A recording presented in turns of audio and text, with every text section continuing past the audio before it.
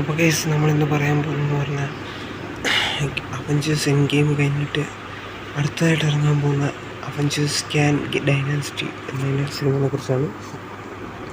ഈ Avengers can dynasty അത് 2024 release ചെയ്യായിരുന്ന പടമായിരുന്നു.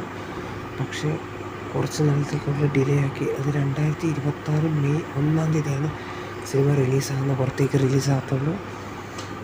അതുമാത്രമല്ല, അവഞ്ചേഴ്സ് എൻഡ് ഗെയിമിന് ശേഷം 2019 കൂടി മാർവലിൻ്റെ അവഞ്ചേഴ്സ് മൂവിയായിട്ട് അടുത്തതായിട്ട് ഇറങ്ങാൻ പോകുന്നത് 2026 ക്യാങ് ഡൈനാസിറ്റിയിലേക്ക് ആയിരിക്കും.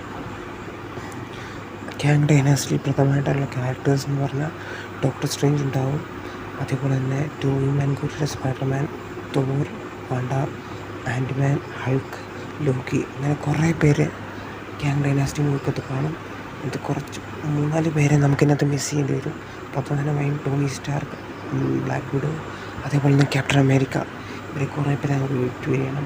പുതിയ വിഷനായിട്ട് വൈറ്റ് വിഷൻ തിരിച്ചു വരുന്നതായിരിക്കും. ലോക്കിയുടെ വേറെ യൂണിവേഴ്സിൽ കൂടെ ലോക്കിയും തിരിച്ചു വരും.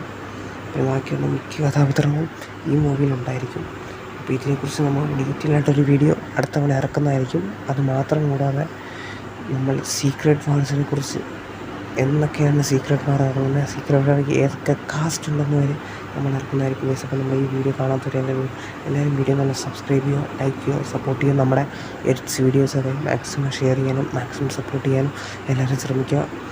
അപ്പോൾ നമ്മൾ ഇന്നത്തെ വീഡിയോ അതിൻ്റെ പേരാണ് കേസപ്പോൾ എല്ലാവർക്കും ഇഷ്ടപ്പെട്ടെന്ന് വിചാരിക്കുന്നു. അപ്പോൾ നമ്മളിവിടെ കൊണ്ട് ഈ സിനിമ ഇത് റിവ്യൂ ചെയ്യുന്നില്ല.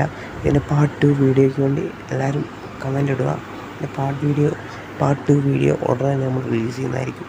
അപ്പോൾ ഓക്കെ, നമുക്കിനി അടുത്ത വീഡിയോയിലേക്ക് കാത്തിരിക്കാം. Till then bye.